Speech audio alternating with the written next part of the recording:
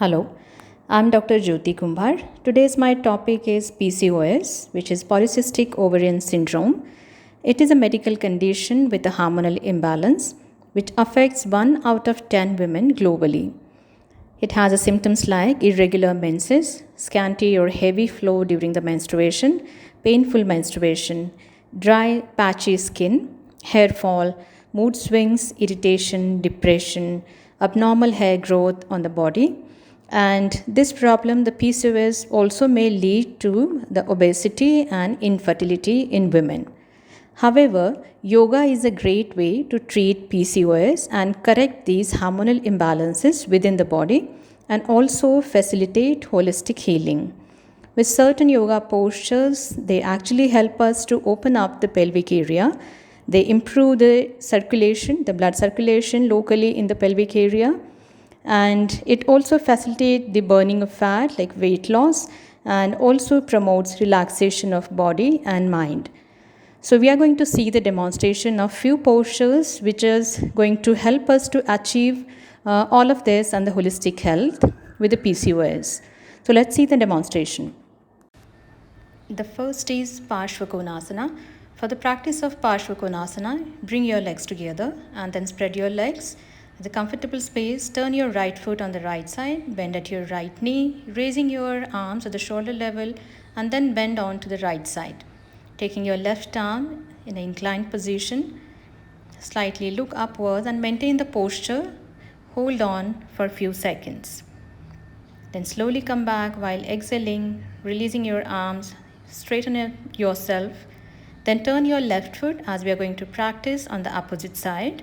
Bending your left knee, raising your arms at the shoulder level. Slowly with exhalation, bend on the left side. Taking your right arm in inclined position. Hold the posture for some time with the normal breathing. And then slowly come back, raising your both the arms, release your arms, relax in Tadasana. Just breathe normally and be there for a few seconds.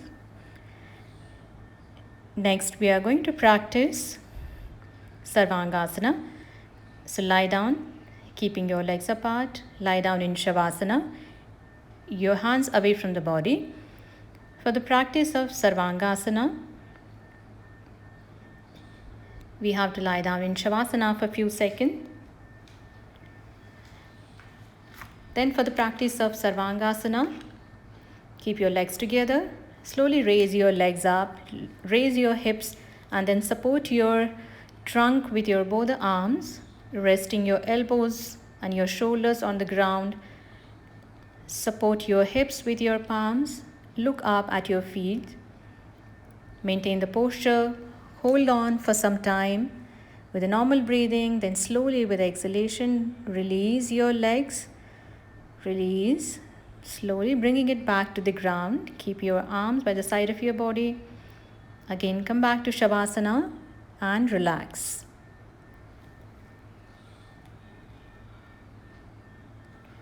Just relax for a few seconds. Be aware, mentally alert. Next, we are going to practice Dhanurasana. So turn yourself from the right side, taking your right hand up and lie down in Makarasana.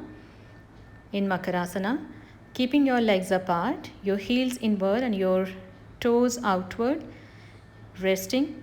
Then come back to a stable posture that we are going to practice. Next is Dhanurasana. So bending at your knees, try to hold your ankles with your palms and then slowly with inhalation raise your both the knees up, raising your trunk, your head, neck up.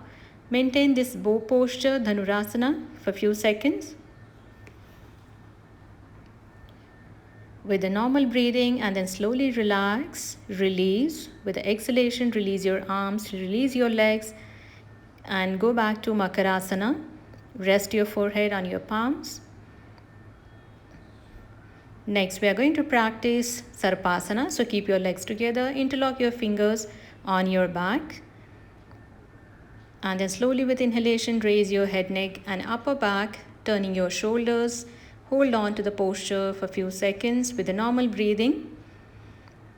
And with exhalation, slowly release and relax. Coming back to Makarasana, relax here for a few seconds, resting your forehead on your palms, and again keep your legs together. Come up with the arm support and sit in Vajrasana. Then straighten your legs outwards one by one. Next, we are going to practice Baddha Konasana. So for the practice of Baddha Konasana, we practice the butterfly movement. So bend at your knees, take your feet, your heels closer to you, and practice butterfly movement for a few seconds. And then release your legs. Relax for a few seconds in Dandasana. Just be aware of yourself. Breathe normally.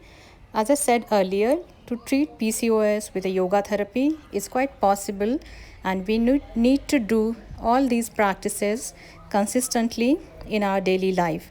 Also follow the healthy lifestyle to achieve the holistic health. So thank you.